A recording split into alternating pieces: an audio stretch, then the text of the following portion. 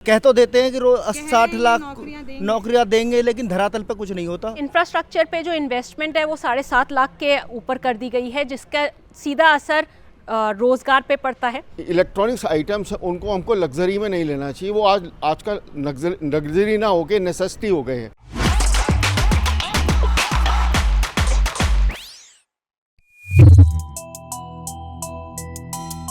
आप रोज़गार के लिए क्या करेंगे, क्योंकि युवा बेरोज़गार हैं, सड़कों पर हैं। अगर आप नवंबर महीने की बात करें तो 60 लाख लोगों की नौकरी गई सिर्फ नवंबर महीने में। सरकार कह रही है कि 5 साल में जो है वो करीब 60 लाख नौकरियां बनेंगी। क्या ये काफ़ी होगा, ये एक बहुत बड़ा सवाल है। किसान के लिए कुछ करने का प्रयास है, जो हमारा निम्न वर्ग है उसके लिए कुछ करने का प्रयास है, मगर हाँ, जो वेतनभोगी वर्ग है अभी उसके लिए करने का प्रयास कम है। उसके लिए करना ज़रूरी है। हाँ, जिस तरीके से कोरोना काल में सरकार लगातार जो लोग गरीब हैं उन्हें भोजन दे रही है, देश में वैक्सीन मुफ्त मिली है, तो सरकार का प्रयास चल रहा है, इसलिए हम इसे 10 में 7 देंगे। हाँ, मध्यम वर्गीय जरूर अभी पीड़ित है, उसके लिए भी सरकार कुछ सोचे। हमारे विचार से तो कुछ नहीं लगा, क्योंकि हमें आज बड़ी उम्मीद थी कि युवाओं को रोजगार मिलेगा। ये कह तो देते हैं कि 60 लाख नौकरियां देंगे, लेकिन धरातल पे कुछ नहीं होता। उम्मीद है अगर हो जाएगा तो अगर युवाओं को रोजगार मिलता है तो उम्मीद तो है।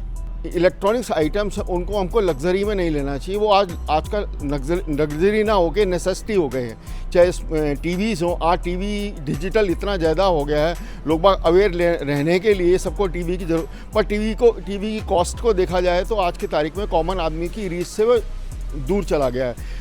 क्लाइमेट देखा जाए तो हॉट क्लाइमेट की वजह से फ्रिज वगैरह जो है वो आज वो एक नेसेसिटी है, ना कि वो लग्जरी आइटम है। तो उसको डेफिनेटली सरकार को पुश करके उसकी प्राइसेस को ऊपर ध्यान देना चाहिए। बट हाँ, डेफिनेटली इस बजट के अंदर जो 5G को इन्होंने पुश किया है, उससे डेफिनेटली ई लर्निंग जो है, ई एजुकेशन है, उसको पुश मिलेगा।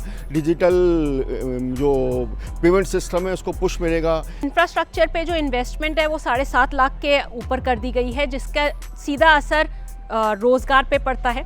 जो टेक्नोलॉजी के माध्यम से ईज़ ऑफ एक्सेस है, चाहे वो इकोसिस्टम क्रिएट करना हो, चाहे वो किसी भी प्रकार के स्टार्टअप शुरू करना हो, वो सभी जो है आसान कर दिए गए हैं। कोशिश ये भी की गई है कि जो भी सरकारी माध्यम हो, रेगुलेशंस हो, वो कंप्लायंट ओरिएंटेड हो, ताकि युवाओं को ज़्यादा से ज़्यादा रोज़गार मिल सके। जी, एक अच्छी बात है। जो कायम हो सकेंगी वो उसी पे निर्भर करेगा कि कितनी कैपिटल एक्सपेंडिचर करती है।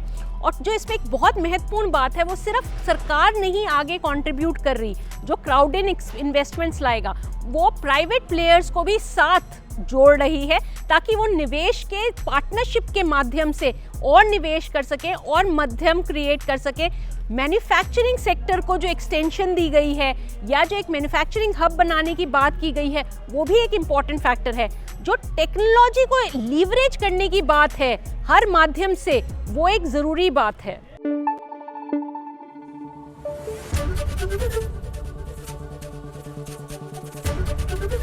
ABP न्यूज़ आपको रखे आगे।